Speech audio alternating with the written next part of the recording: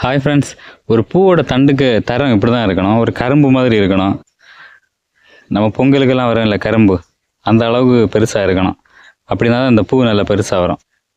இது இந்த செடியில் இருந்தது தான், நம்ம ஒடிச்சது கிடையாது. எப்படியோ ஒடிஞ்சு இருந்துட்டு நம்ம உள்ளே ஏறி போனதில் எப்படியோ ஒடிஞ்சிருக்கு.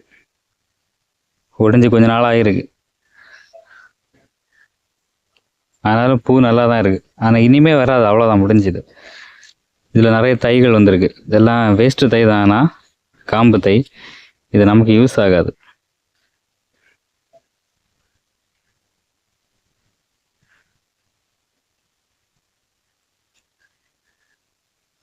ஒவ்வொரு இலைக்கு உள்ளாடியும் ஒவ்வொரு சின்ன சின்ன தைகள் வரும்.